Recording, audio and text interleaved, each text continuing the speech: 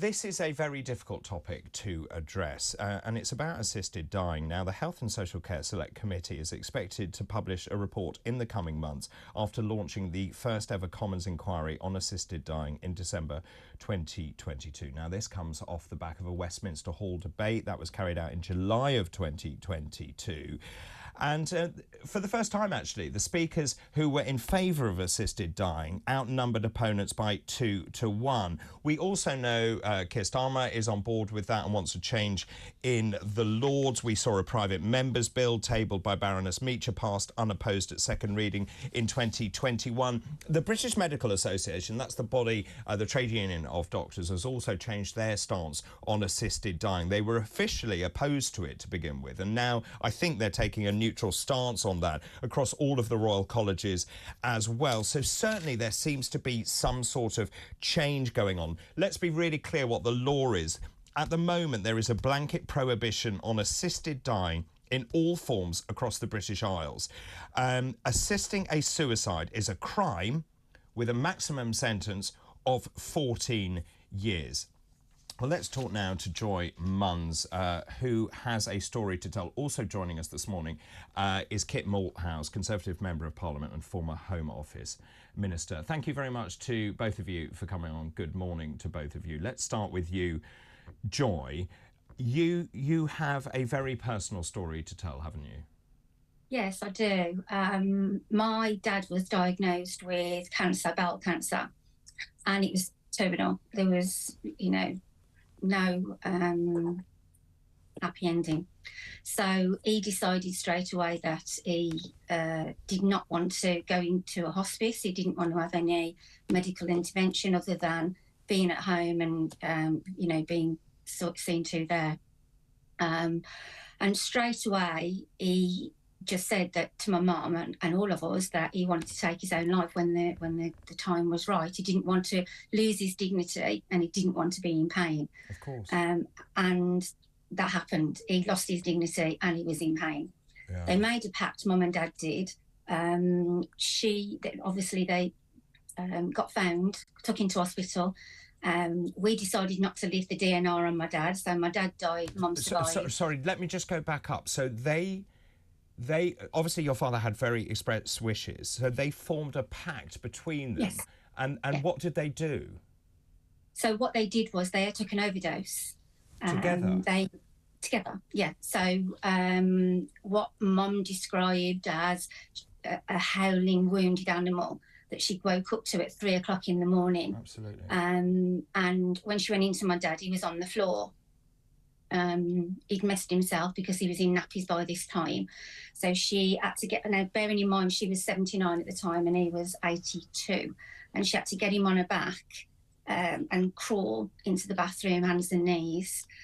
She managed to get him all showered and ready, got him back to the chair, and as soon as she got him back to the chair, he messed himself again. And he just broke down crying, and he'd been begging her for months to sort of do it. And he was wearing nappies, but she saw this great big massive mass on his, down below. And she didn't realise how far it had spread because my brother had been going down, showering him and everything. So she realised then that he was just in absolute agony. So, yeah, they decided then to crush some tablets and take some tablets and took an overdose. Together. My dad died on the Tuesday. And on the Wednesday, my mum was arrested for murder. She was taken out of my arms in a nightie dressing gown and slippers at the age of 79 and put in a cell for nearly 30 hours. I mean, it's just horrific on so many levels. On a happier note, she was actually, she went to trial, didn't she? Yeah, she went to trial. It lasted nearly 3 weeks. And she was found not guilty. So there was a happy ending, but to be honest, there's no way she should have had to have gone through that. And had my dad known that this is what would have happened, he would never have put her through it. Because we're such a close and loving family, and literally to be told that your mum has murdered your father when because we'd all spoke about it, but we had to speak behind closed doors. It was all very cloak and dagger because my dad wanted me to look up Dignitas. And I came home and my husband said to me, no, don't. He said, because if anything goes wrong, Joy, and they find it on your computer, you'll be put a suspect. So I had to lie to him, and I've never lied to my dad. And I had to just say to him, I can't get the insurance for your dad. So it was just horrendous. It was just an horrendous time. I'm so sorry. I'm just so sorry on so many levels. Kit, I mean, I'm actually quite speechless. It's totally unacceptable, isn't it, that we make families do this, that we allow people to suffer. I've seen it myself. It can't be right.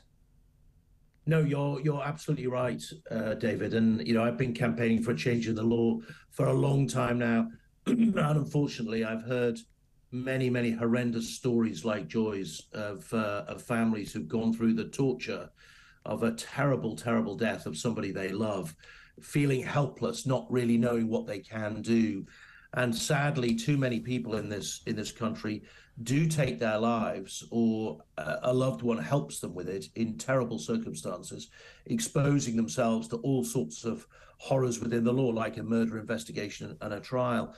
And of course, we have dozens of people every year who go now to Switzerland, if they can afford it, to take their own lives. We have assisted dying. We have a business class version. Yeah. If you've got the money, you can go. But if you don't, you often have to live in horror and fear, and then a degrading and painful end.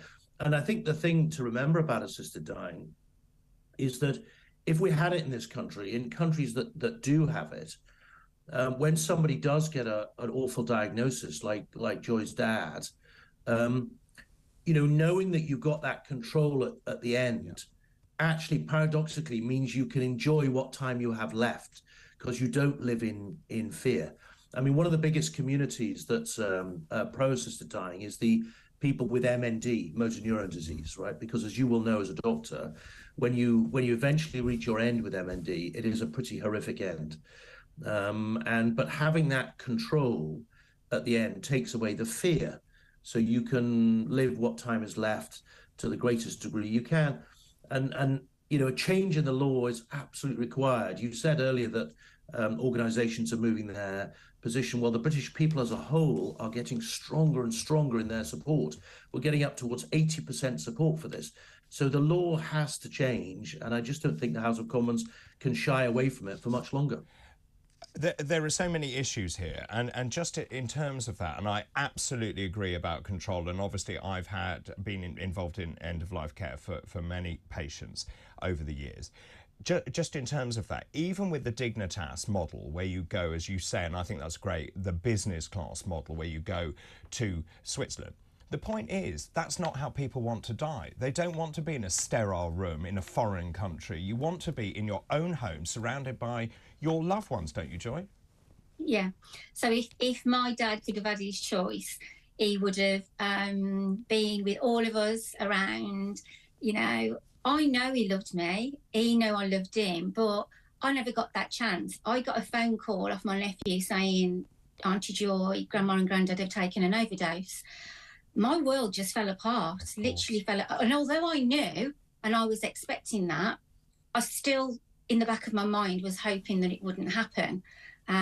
But my dad would have loved for us all to have been there around the bed. He most probably would have had a Wolves match playing in the background, and we would have all been able to have held his hand, kissed him, said goodbye to him, and, it would have been so lovely, as opposed to them being frightened, alone, scared at 3 o'clock in the morning. You imagine that your parents, your elderly parents, how scared and alone and afraid must have they felt, and also knowing that they were never going to see their children again. Kit? It is terrible, David. Can I just say, these stories are so heartbreaking. And the vast majority of people in the country can see the lack of compassion in what's happening. And while the law is in a particular place and we need to make a decision, I think, as a House, to change the law, not changing the law is also a decision, because it's consigning hundreds and hundreds of people like Joy's dad to that sort of horrible end every year. And don't forget, while we have hundreds of people every year who take their lives in those circumstances, sadly, we also have thousands who actually don't, and then go through a horrible, degrading death.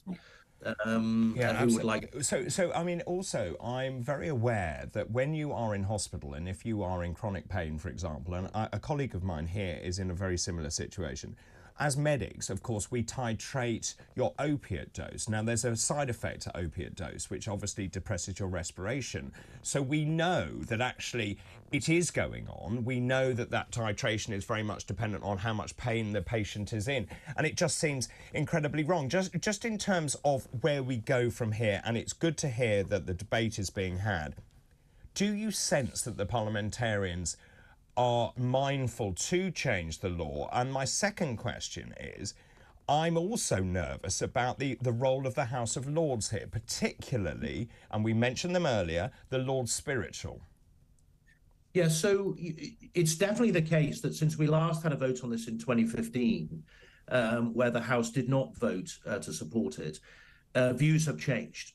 We've had a new generations of MPs come in. The campaign and campaigning by people like Joy has had a big impact. People have changed their view, and of course the British people's view has strengthened. So it's definitely shifting that way. The Lords, I have to say, have broadly always been pro.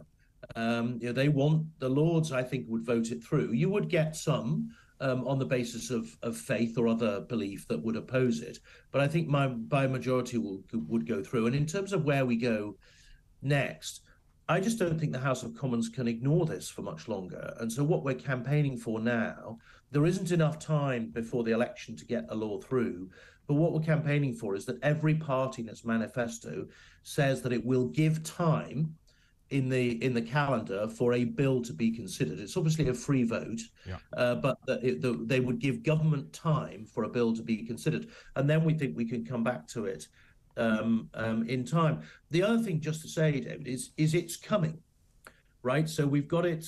Jersey are moving that way. The Isle of Man are moving that way. The French are moving that way. The Scots are looking at it at the moment as well. So Scotland may have it within the next year or two. And that's alongside some of other countries around the world, Canada, large part of the United States, Australia. So this is a reform and a compassionate change, which lots and lots of democratic countries are recognizing in a modern world is necessary with appropriate safeguards. And I just hope that the House of Commons comes to it sooner rather than later, because, of course, every day that delays means there are more people like Joy's dad going through the horror that he went through. Absolutely. Thank you to both of you. Joy, I'm so sorry to hear about your story, but congratulations on the campaigning, and you, Kit, as well. I think it's such an important issue, and I do hope we see change in the legislation as well. Thank you to both of you.